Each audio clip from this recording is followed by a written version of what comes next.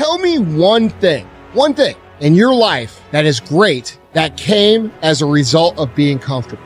Most of us aren't defeated in one decisive battle. We are defeated one tiny, seemingly insignificant surrender at a time that chips away at who we should really be. It isn't that you wake up one day, decide, that's it, I'm going to be weak. No. It was a slow, incremental process. It chips away at our will. It chips away at our discipline. Move out of your comfort zone.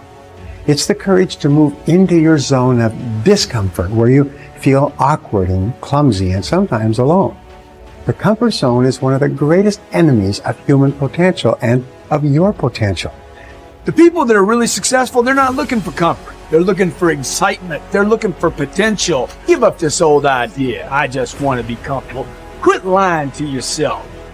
You know you seek more than comfort. So understand that when you're trying to avoid the pain, when you're trying to avoid the struggle, when you're trying to avoid the hard things in life, you are actively choosing to be average. Start putting some pressure on. Put some pressure on yourself. Get out here and get about it. Once you figure out that you're in a race amongst billions of people that live in this world, you're in a race by yourself. You have a purpose, and it's your purpose, not everybody else's purpose.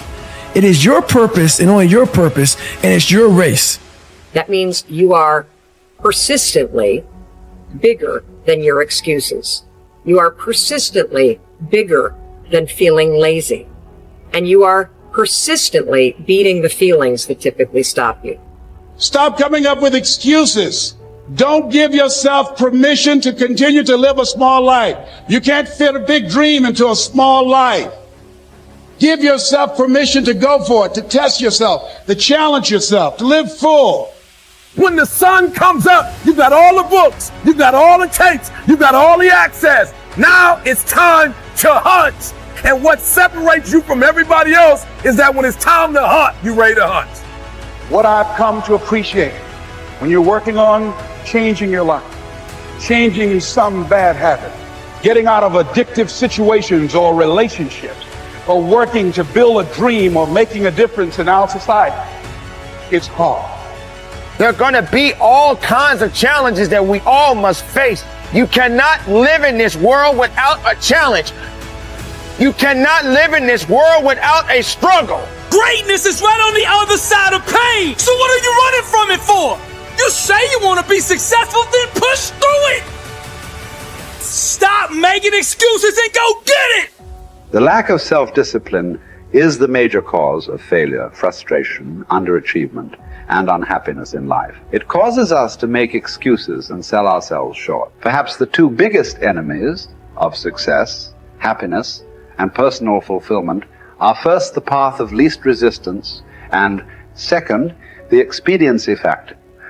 The path of least resistance is what causes people to take the easy way in almost every situation. They seek shortcuts to everything. They arrive at work at the last minute and leave at the first opportunity. They look for rich, quick schemes and easy money. Over time, they develop the habit of always seeking an easier, faster way to get the things they want, rather than doing what is hard but necessary to achieve real success. The expediency factor, which is an extension of the law of least resistance, is even worse when leading people to failure and underachievement. This principle says people invariably seek the fastest and easiest way to get the things they want, right now, with little or no concern for the long-term consequences of their behavior. In other words, most people do what is expedient, what is fun and easy, rather than what is necessary for success. Every day, and every minute of every day, there is a battle going on inside of you between doing what is right, hard, and necessary, like the angel on one shoulder, or doing what is fun, easy, and of little or no value, like the devil on your other shoulder. Every minute of every day, you must fight and win this battle with the expediency factor and resist the pull of the path of least resistance if you truly desire to become everything you are capable of becoming. And then when you see people take on more responsibility and decide that they're going to aim up and confront their suffering honestly and forthrightly, that their lives get better. And the lives of people around them get better too. And so that's very strange as well, because it also means that the pathway to less suffering is through suffering, right? And that would be hopeful if the world was constituted that way. It's like, well, there's suffering. How do you make it worse? Run away. How do you make it better? Confront it. Yeah, but it's suffering. It's like, yeah, but it's there. There it is. It's right there. It's a precondition for existence or something like that. And it's like you have something important to do as well. And you confront it, and that's the pathway to transcending it. We need to figure out, like, now, today, what is, the best way to live your life? What is there's got to be ways where you can be putting forward the most positive energy. I mean, we know objectively what's causing pollution. We know objectively what's causing birth defects, and we're taking in too much chemicals and not enough vitamins. We know objectively all this stuff. We know how to organize our world, and yet we don't do it. We know how to organize our health, and yet very few people do it. We know all these things. The right path to being a happy, healthy person is to do all the shit that we already know you're supposed to do. Take care of your body, take care of your health, take care of your mind, your stress, meditate, be kind to people. We all know that. When you ask anybody, they know how to get by and to be the most evolved version of you that you can be. I mean, it's not like a magical checklist. If you talk to people about it, you said, okay, here you got a person, you want to improve them. What are the things that you're going to do to them? Okay, well, if I was a life coach, the first thing I would say is this guy's got to get on a diet that makes him healthy. I don't mean a diet just to lose weight. I mean just healthy foods in your body. Many, many vegetables. Start working out your body and get a better sense of how this machine feels when it's moving, it's flowing better, there's less tension in it, your mind feels relaxed and you enjoy every single moment of the day better. Step 1, everybody knows that step, right? What's step 2? Be cool to people. Be nice to as many people as you can. Smile at as many people as you can. Have them smile back at you. Tip well when you go to restaurants. Just do the most you can. Be as nice as you can and just still manage to not have people walk all over you. Just get through this life as nice as you can.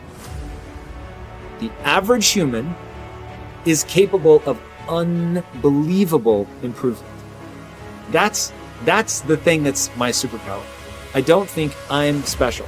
I just realized in looking at the science that humans actually are capable of this incredible amount of change. It is the strategy that our species took to be able to pass knowledge on through culture rather than having to have everything be instincts. And in having that layer where we can drink in the culture and read books and learn from other people. And, even now we're all learning from things that people thought thousands of years ago and wrote down. It's insane. It travels through to you, and all of that wisdom stored in culture, so that as your parents are teaching you things, they're actually encapsulating a ton of the wisdom that is endured, whether it's endured from religion or books or whatever. You're bathed in a culture that is giving you all of this incredible information. And so recognizing how powerful and potent that is incredibly meaningful. But you have to understand that you have to allow yourself to believe that you can learn from that culture in the same way that everybody else can. And that's what you're designed to do. Now, for me, that completely gave me the confidence, and I put confidence in air quotes because it's not like I believe something specific about myself. I just believed that the human animal is capable of this extraordinary change. And so now I just needed to point myself in that direction. Now, this is the key. Once I realized that I could get better at anything, it dawned on me that how I spend my time is a spiritual consideration.